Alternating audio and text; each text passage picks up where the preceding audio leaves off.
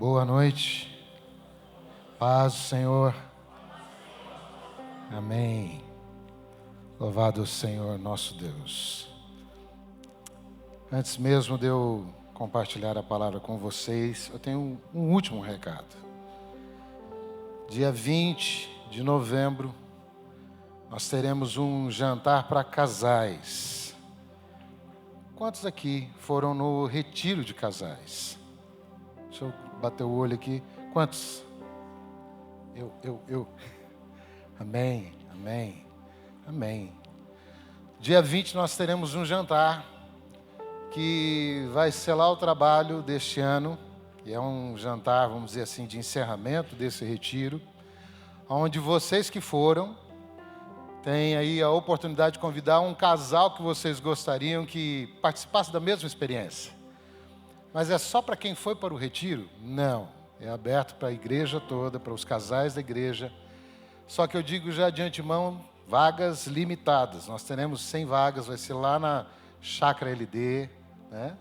E a ideia é começar lá pelas 18 horas. Teremos uma palavra, uma dinâmica, um momento muito especial. Valor, R$ 150 o casal completo. Amém? Então, no final do culto, você pode me procurar a pastora Cláudia, né?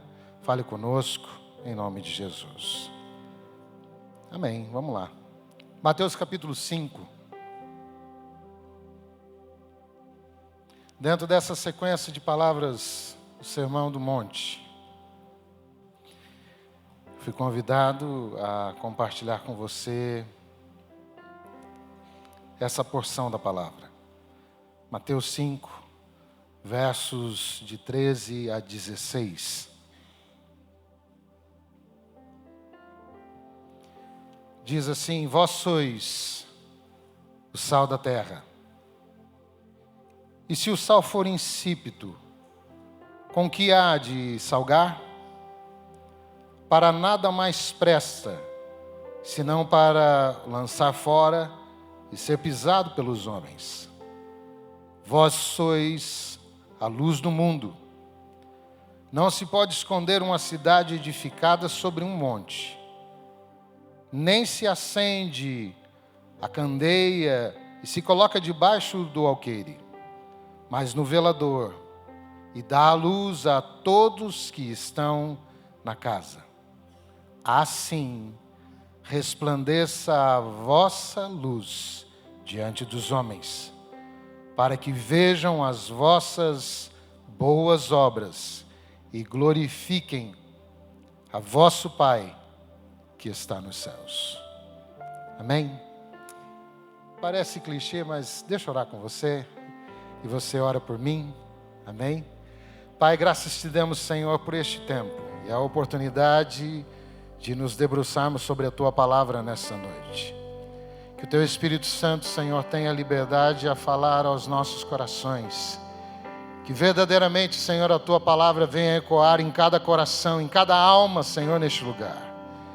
Que, de alguma maneira, Senhor, se existe algum tipo de confusão, algum tipo, ó Deus, de distração, que os nossos pensamentos, Senhor, estejam cativos à Tua voz nesse instante.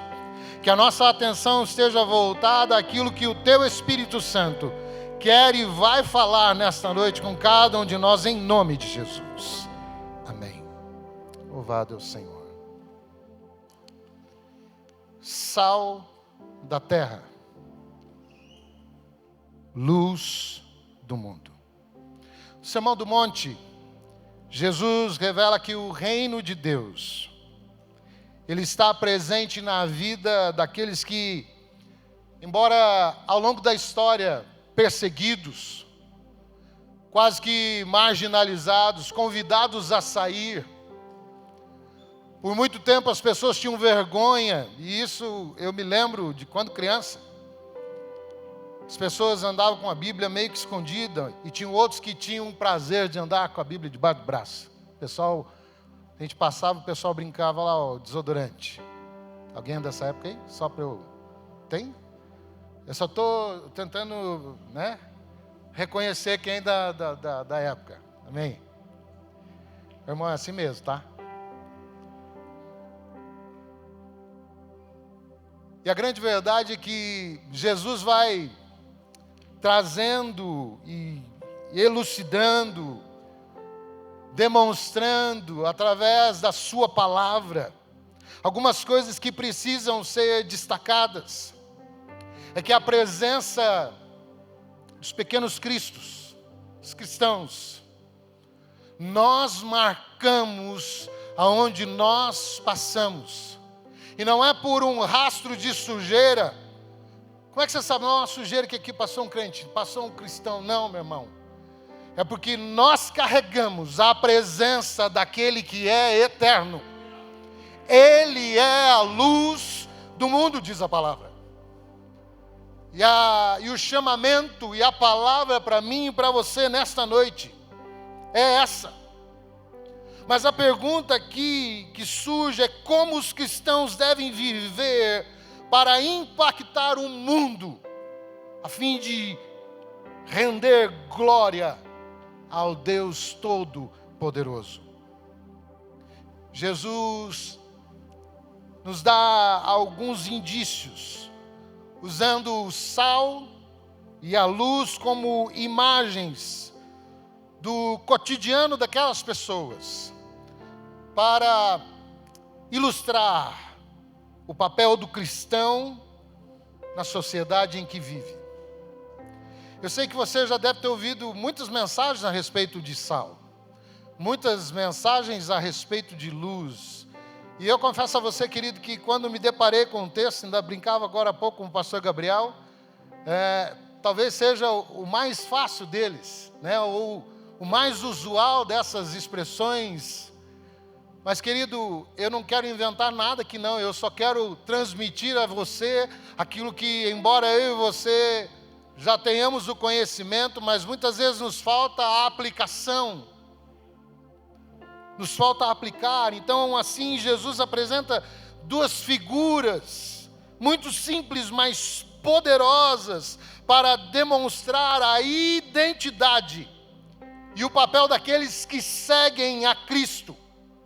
O sal, que conserva, que tempera, a luz que ilumina, que revela. Então, caminhando para a primeira verdade, sal da terra. Algo tão simples. Simples na forma, mas poderoso na essência. Simples na forma, mas poderoso na essência. Tem um camarada que ficou reconhecido mundialmente nos Red Good, conhecido como Salt Bae. Já ouviram falar? Talvez não, mas se eu fizer o gestinho que ele faz para temperar. Já viram isso? Não? Sim? Virou febre. O pessoal, né, paga fortunas. Um camarada que era açougueiro. Açougueiro. Passou a ser um chefe de cozinha. E de chefe passou a ser um grande empresário. Porque pegou algo simples. Algo simples. Algo simples, mas poderoso na essência. Meu irmão, é isso que Deus faz comigo e com você, como sal. As pessoas olham para mim e para você, mas você sim, porque o vaso é de barro, mas a excelência do poder, ela é daquele que vive para sempre. A Ele seja toda honra e glória. Simples. Jesus afirma que os cristãos são o sal da terra. Sal da terra.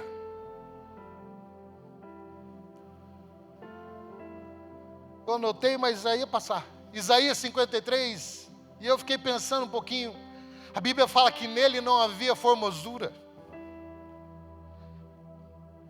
Fazendo uma leitura para aplicar no que a gente está ouvindo, Jesus era simples. Nele não havia de nada de sofisticado.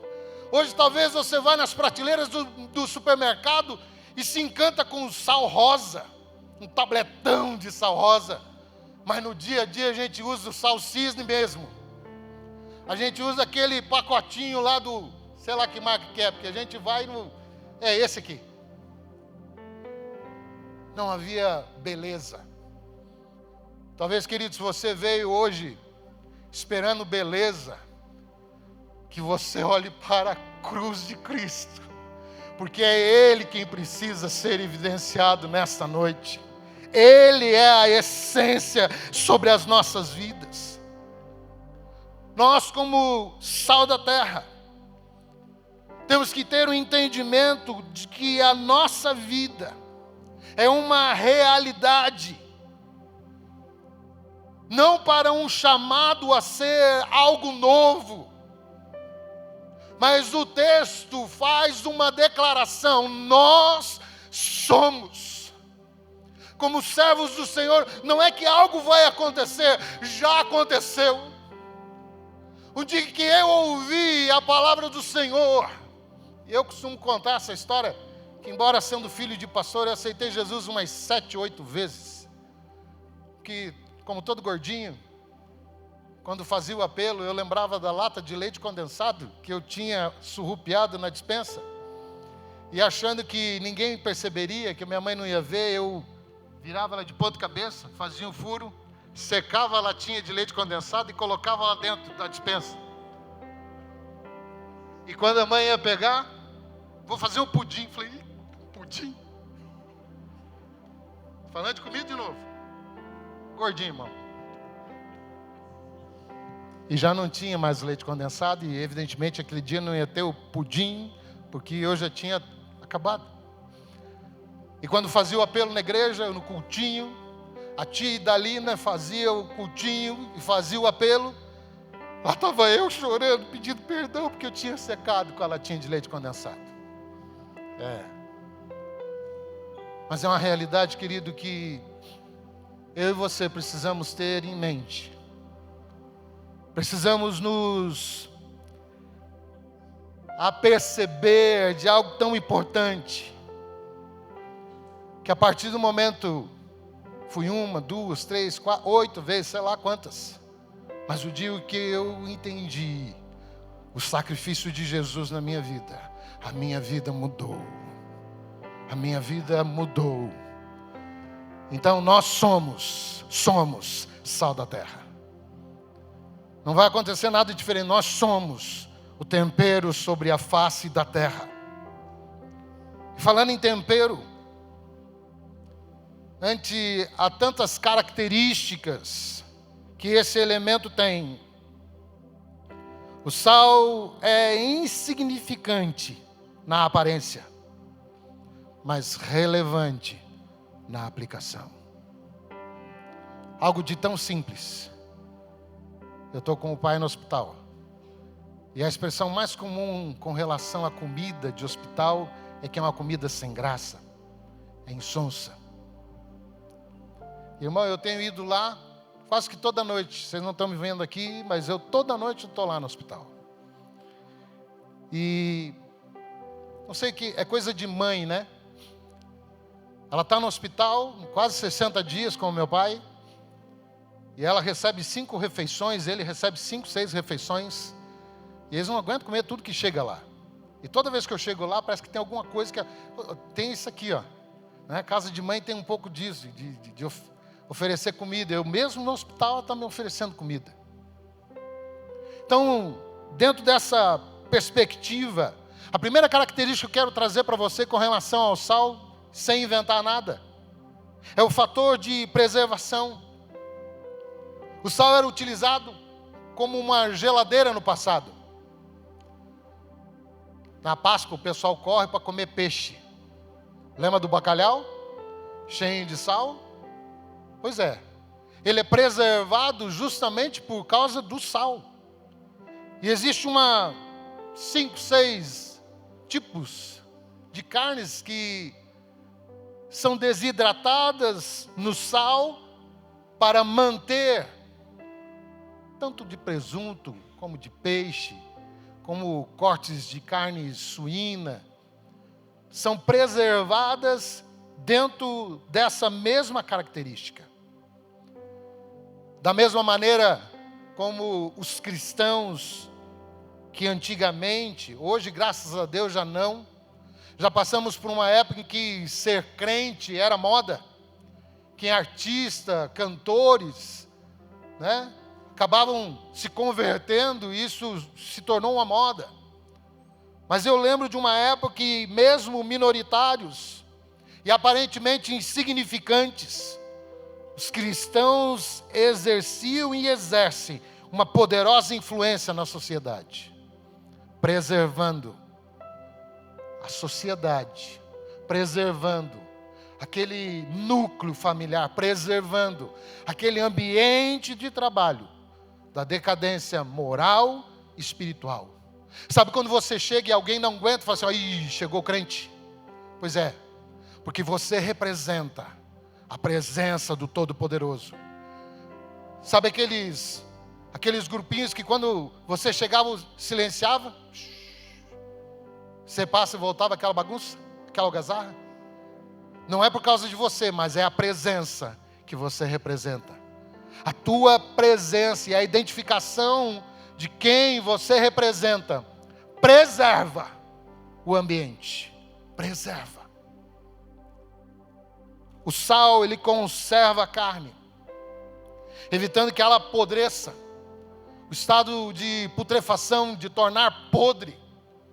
Meu irmão, você já parou para pensar que eu e você somos responsáveis, muitas vezes, pelo equilíbrio daquele setor? Eu trabalho num ambiente onde só eu sirvo ao Senhor Jesus. Só eu professo a Deus como Senhor da minha vida. Só eu declaradamente confesso Jesus como Senhor e Salvador da minha vida. E muitas vezes naquele ambiente existem momentos de animosidade, de intriga, palavras de pressão, mas a presença, e não é por mim, é por causa daquele que eu carrego, a glória do Senhor vem naquele ambiente. E as pessoas são obrigadas, por causa da paz que excede a todo entendimento. É a presença do Senhor, através da minha vida e naquele lugar, que conserva a paz. Assim devemos ser todos nós. Não precisa ir longe. Por muito pouco, Sodoma e Gomorra foram destruídas. Você já leu essa história na Bíblia? Sodoma e Gomorra foram destruídas. Da mesma maneira como hoje a igreja tem um papel fundamental. Aquela situação é registrada para nos ensinar algo poderoso. Você imaginou hoje em dia como seria se a igreja, se os cristãos não estivessem sobre a face da terra? O nível de depravação, a condição dos relacionamentos. Você já imaginou como seria o trato das pessoas?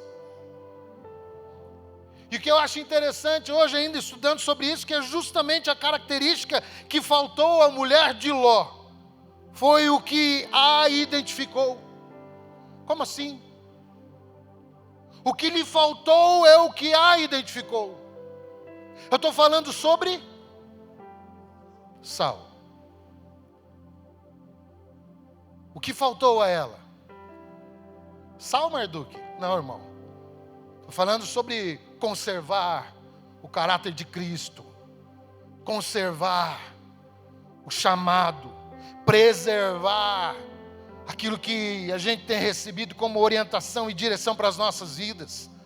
Mas aquilo que faltou a ela foi justamente o que a identificou quando ela olha para trás, se transformou numa estátua de sal. Sal. O uso do sal em práticas antigas remonta ao fato de esfregar o sal em recém-nascidos, como uma indicação de cuidado, de higiene, de se higienizar. A questão de sanidade, ou uma expressão mais comum, salubridade, que vem de sal, de tornar higiênico, de tornar limpo. Meu irmão, é a minha presença sobre a face da terra, é a tua presença como servo de Deus, como agentes purificadores, como pessoas responsáveis a compartilhar a palavra que liberta, a palavra que salva, a anunciar aquele que morreu na cruz por amor às nossas vidas, que pagou o preço para nos lavar e nos vestir com vestes novas. Uma terceira característica dentro do sal está registrada em Juízes capítulo 9, versículo 15, quando Abimeleque vence Siquém, a cidade de Siquém. Mas dentro daquela situação ele vai e ele salga o solo. Por que ele salga o solo? Para tornar aquele solo infértil, improdutivo. O que eu entendo com isso? Que eu e você, como cristãos, devemos nos posicionar. Existem momentos, querido, que nós não podemos nos calar, que precisamos nos levantar no poder e na autoridade do nome do Senhor Jesus, sim, e dizer: olha, chega disso. Eu não aceito esse tipo de comportamento, eu não concordo com isso.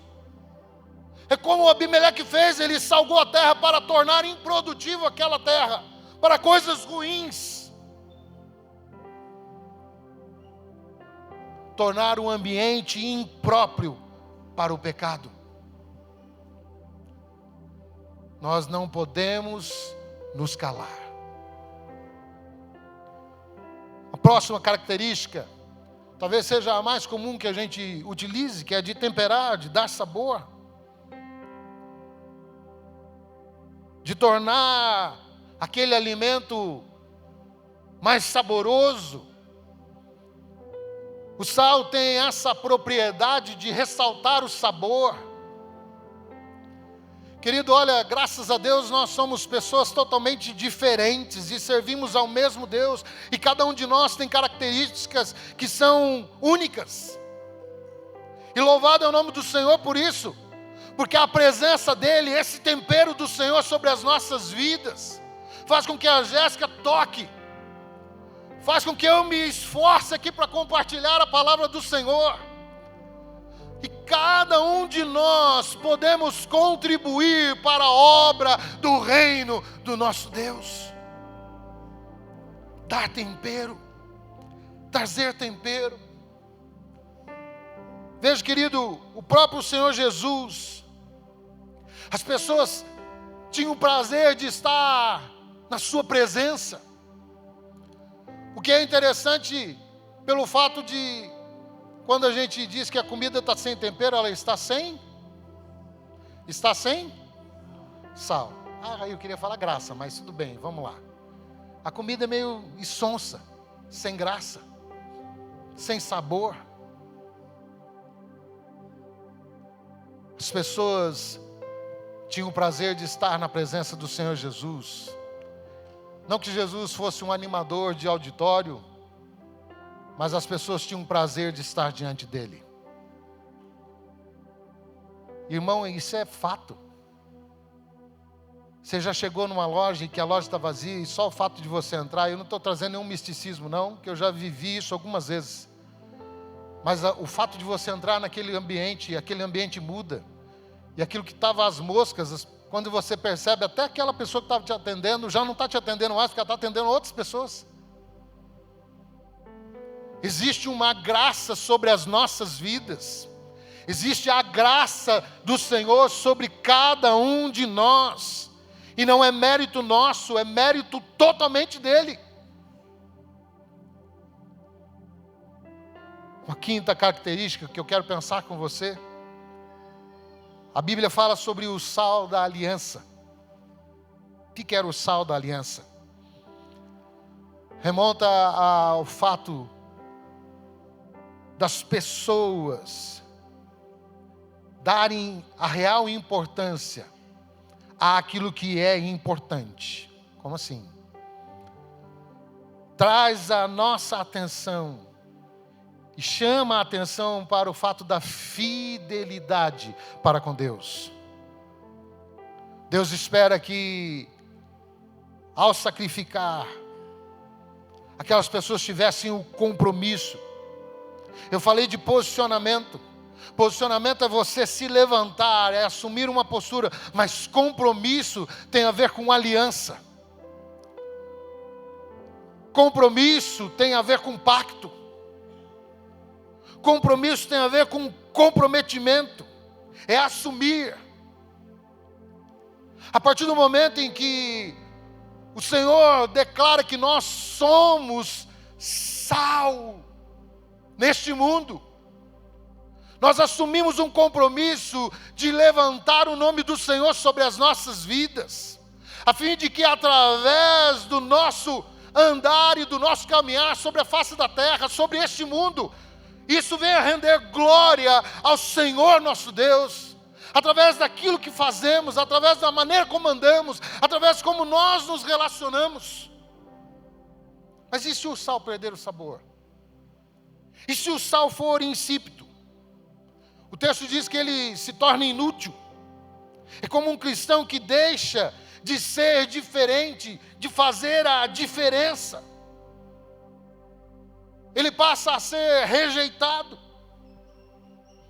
E a verdadeira influência que o cristão tem que ter sobre a face da terra é de não ceder à chantagem do mundo.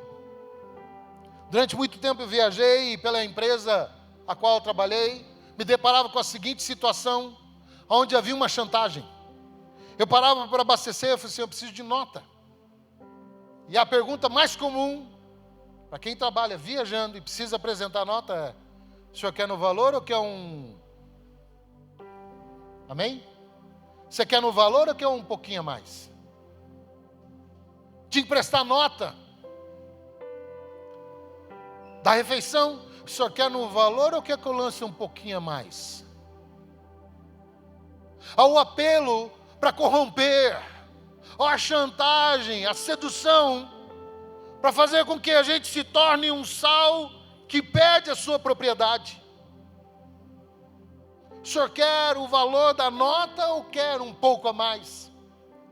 Querido, o que eu tenho aprendido é que, se não for para vir da mão de Deus, não virá da mão dos homens. Se não for para chegar na minha vida por algo que o Senhor está fazendo e Ele vai entregar na minha mão, na mão dos homens, isso não virá.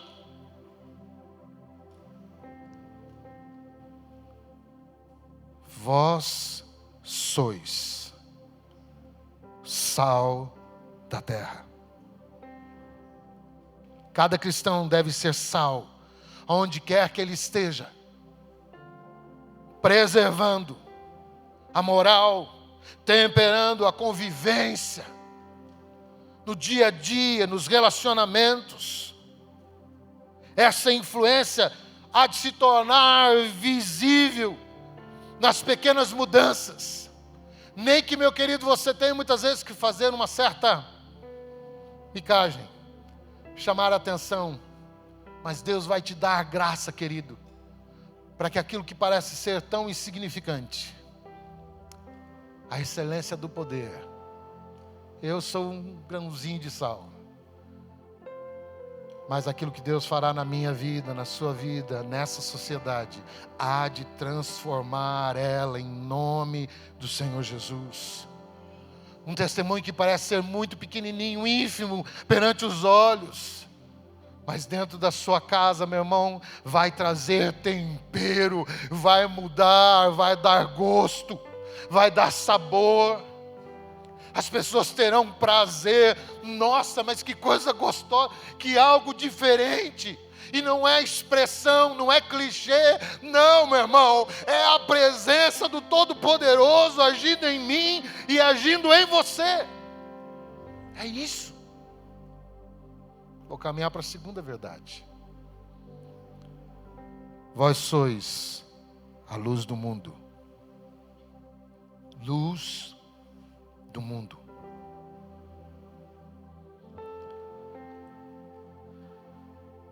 A força da luz não está no tamanho.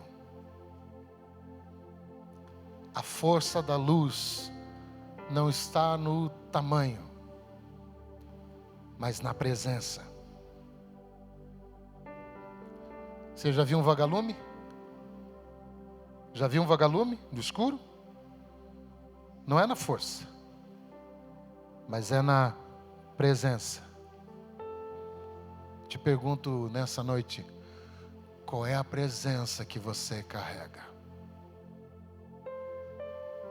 Qual é a presença que você carrega? Não é quantas vidas você consegue atingir por causa de um microfone. Mas talvez sentado do lado de alguém que chegou num culto, que está cabisbaixo, e você simplesmente o recebeu com um sorriso, e cumprimentou, o abraçou, percebeu algo diferente, e o Senhor te usou como luz sobre a tribulação que aquele irmão está passando naquele momento. É essa presença que eu estou dizendo. Não é o tamanho, não é a amplitude, mas é a presença que você carrega aqui dentro, que você faz questão de evidenciar.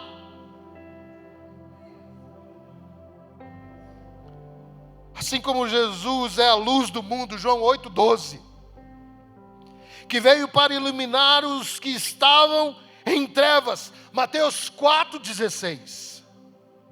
Os seus seguidores são chamados a refletir essa luz, iluminando a escuridão moral e espiritual deste mundo.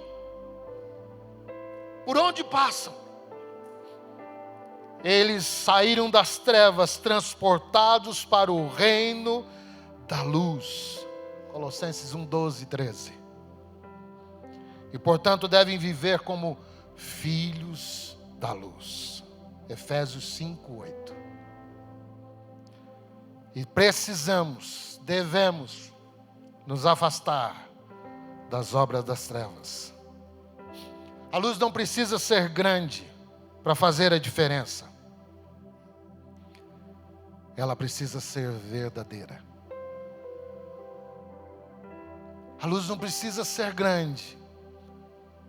Meu irmão, não preciso fazer um curso de teatro e vir aqui e talvez tentar sensibilizar você por causa de um choro, uma lágrima, uma palavra de efeito.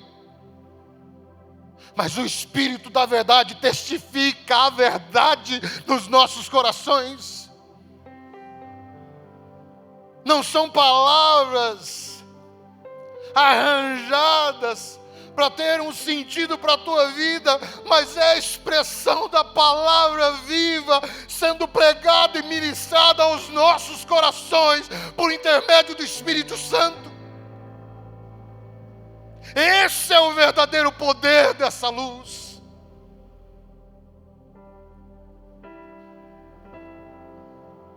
Nesse texto, Jesus usa duas ilustrações. A primeira, ele diz que uma cidade sobre um monte, edificada, indica que a luz dos cristãos não pode ser oculta. Assim como uma cidade iluminada se destaca, assim também a vida de quem serve a Cristo deve ser visível e influente. Você já chegou de avião em Foz de noite? Me ajuda, irmão, misericórdia. Chegou ou não chegou? Já chegou de avião em Foz à noite? Linda a nossa cidade, né? E quando você pega o tempo limpo, você vem, principalmente quem vem de Curitiba para cá, você vai vendo assim, pontinhos de luz, pontinhos de luz, pontinhos de luz, e você vem cuidando, até chegar em Foz. Aí se você deu sorte, ele vai passar lá em cima da Itaipu. Aí você olha e você identifica. Uma cidade iluminada. Evidente. Visível. Se enxerga de longe. Eu me lembro de criança, uns 10 anos, 11. Meu pai era pastor em São Carlos, no interior de São Paulo. E de tempo em tempo a gente tinha uma vigília. A gente ia orar aos pés dos eucaliptos. Tiveram essa experiência já alguma vez? Não? A gente orava, e a gente ia, se afastava da cidade, e lá debaixo dos eucaliptos, a gente olhava para a cidade, via toda iluminada. Mas sabe o que era mais tremendo? Que enquanto tinha luz lá e a gente estava na escuridão, a gente começava a orar. Coisas sobrenaturais aconteciam.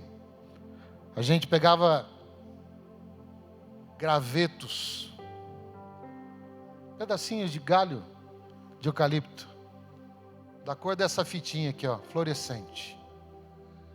Mas do que é isso? Ah, irmão, não vou te explicar não.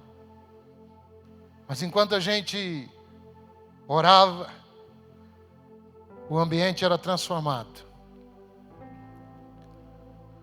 O chamamento é para que eu e você, embora muitas vezes a gente fique seduzido pelas luzes da cidade, existem muitos aí que ficam seduzidos. Vou quebrar o clima, tá, Jéssica? Tem muita gente que fica aí estonteando com os né? Com a luz intermitente.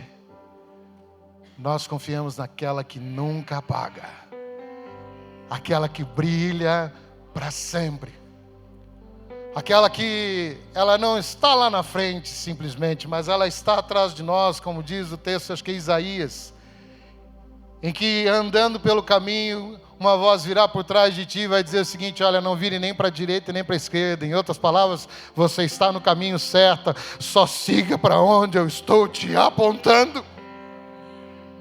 Siga em frente. A segunda ilustração é de uma lâmpada que é colocada na casa. E qual é o propósito da lâmpada? É iluminar. E não pode ser escondida. O que eu entendo com isso? Que a vida do cristão deve manifestar as boas obras. Lá fora, a lâmpada está onde? Dentro de casa. Dentro da sua casa, meu irmão. Deus tem te chamado para ser luz dentro da sua casa.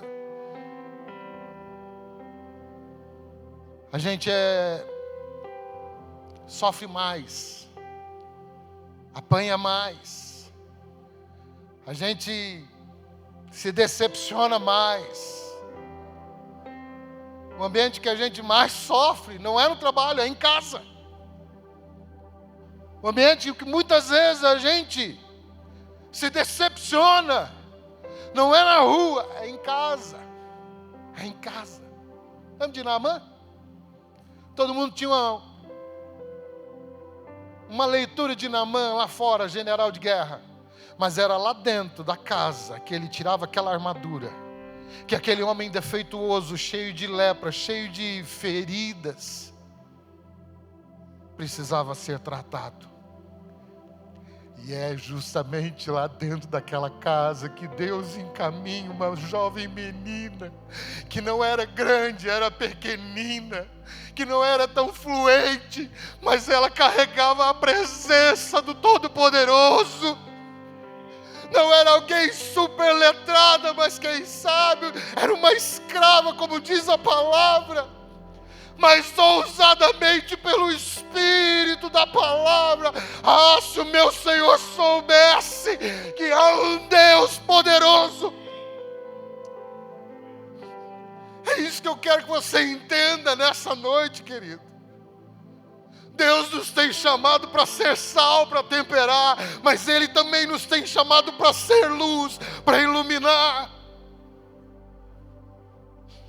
para apontar o caminho, não só lá fora, mas dentro de casa. Não só para os outros, que têm uma leitura diferente da gente, mas para aqueles que conhecem quem realmente nós somos, cheios de imperfeições, cheios de feridas, que carregamos situações ainda, quem sabe, não tão resolvidas. Mas sobre a luz da palavra, Deus tem o poder de tocar na tua vida hoje e transformar a tua vida em luzeiro, não para ficar escondido, mas para ser uma referência para a glória e louvor do nosso Senhor.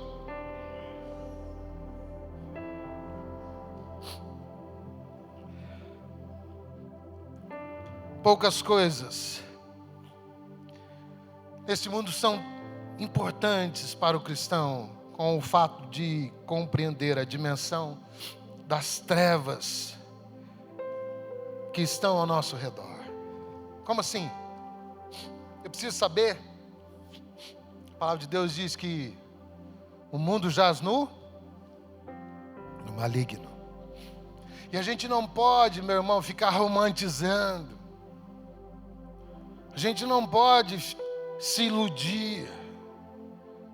O problema de viver nas trevas está no efeito que elas causam sobre a nossa capacidade de enxergar, de distinguir, de ter nitidez. Sabe aquela sensação de profundidade? Sabe aquela sensação que você acha de profundidade? E eu não estou falando só dessa profundidade. É de enxergar, de estar nítido, de não perder a direção, de não viver sem rumo. A missão da igreja, do cristão, ela é universal, abrange todo mundo. E requer que eu e você, como igreja, a gente cumpra a grande comissão. Então, querido, nessa noite, a vida iluminada pelo Evangelho, a vida salgada pela Boa Nova, precisa em mim e em você refletir essa transformação. A lâmpada que foi feita para dar luz àqueles que estão no interior da casa. A lâmpada não foi projetada com o propósito de ficar escondida, apagada. O cristão, como luz no Senhor, deve para Ele brilhar, a Ele engrandecer. A santidade do cristão, ou as suas boas obras, como diz o texto, serão agora vistas. Sabe aquela história do crente 007, escondido? Não, irmão. Chega dessa brincadeira. As pessoas precisam saber que você é de Cristo, que você é sal, que você é luz. As pessoas precisam saber, e essas pessoas serão conduzidas a glorificar a Deus através do seu testemunho. Então, quando tudo é escuridão, até o menor lampejo se torna referência. quando tudo estiver escuro, a menor faísca há de servir. Mas eu não tenho conhecimento teológico. Não tem problema. Você conhece o Deus Todo-Poderoso. E é uma canção de criança, que ela diz assim, e eu termino com ela: a minha luz pequenina, eu deixarei brilhar. A minha luz pequenina, eu deixarei brilhar. Não deixarei Satanás fazer. Eu deixarei brilhar.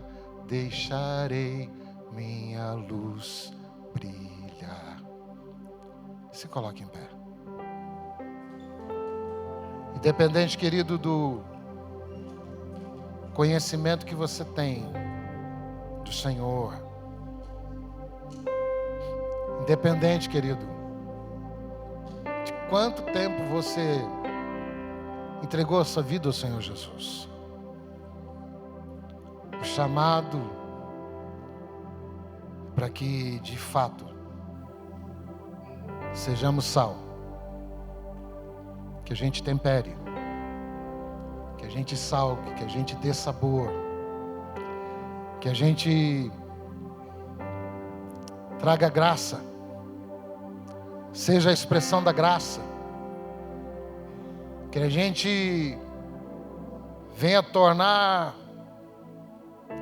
impossível que o mal possa surgir.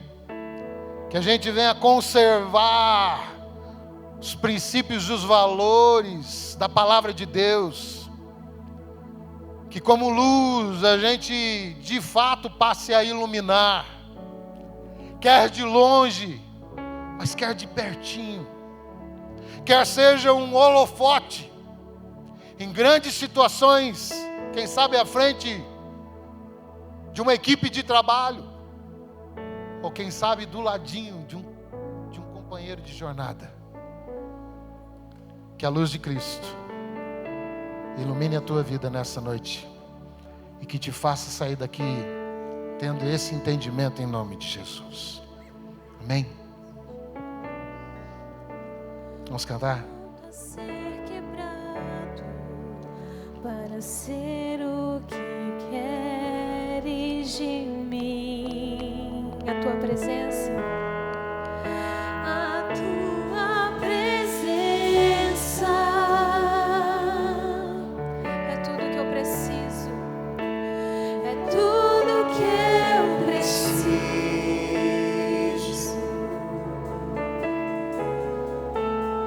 A tua presença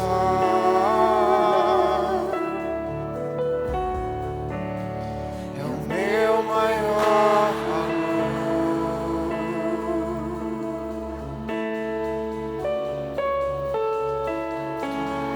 Meu coração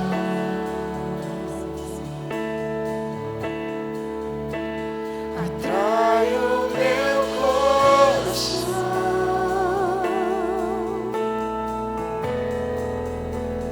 És tudo que eu quero.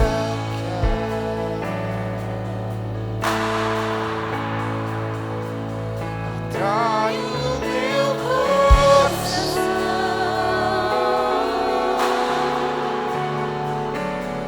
Atrai o meu coração.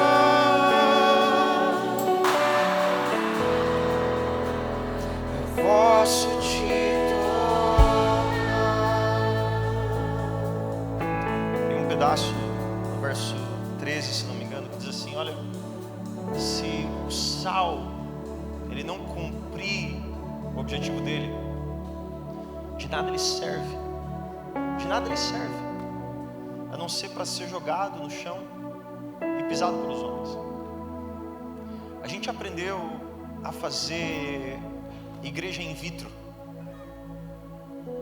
só que igreja para igreja não serve. Sair daqui e continuar do mesmo jeito de nada serve, a não ser para ser jogado no chão e ser pisado pelos homens. Durante anos, até o século XVII, igreja e Estado andaram juntas. Quem conquistou essa desvencilhação foi a Reforma Protestante, que olhou e disse assim: ei, você não vai dizer para um rei que ele vai para o céu, dizendo para ele ser bonzinho. Você vai ter que dizer para ele: olhe para a cruz de Cristo e se arrependa, porque só assim você vai para o céu, rei pagão. O cristianismo foi a religião do império do século IV ao século XVII. Cristianismo. Pervertido? Sim, pervertido. Mas todos esses séculos se reuniam em igrejas, faziam seus cultos e viviam suas vidas como se nada fosse diferente, fingindo que todo mundo era crente. Até que um homem chamado John Hus, no século XIII, ele começou a ler a sua Bíblia, antes de Lutero. Começou a ler a sua Bíblia e percebeu que aquilo ali era uma mentira, era uma igreja in vitro. Era um monte de gente sendo fabricada em massa e que não mudava nada na sociedade. Os reis continuavam pagãos, prostitutos se vendendo. E todo mundo, no fim das contas, dizia que amava a ceia do Senhor. E aí John Hus começa a criticar o papado e diz assim: vocês são uma corja. John Hus morreu queimado. E enquanto ele era queimado, ele diz assim: hoje vocês matam um ganso, mas daqui 100 anos se levantará um cisne. Martinho Lutero. Martinho Lutero se levanta e diz assim: olha, esse negócio de jogar a nossa responsabilidade para o Estado está errado. Para de jogar moral para o Estado. Para de achar que Estado de esquerda, Estado de direita, Estado de meio, Estado de cima, Estado de baixo vai mudar alguma coisa. Cristianismo é o que muda a sociedade. Porque de nada serve se não for cumprir o seu propósito, a não ser para ser pisado por homens.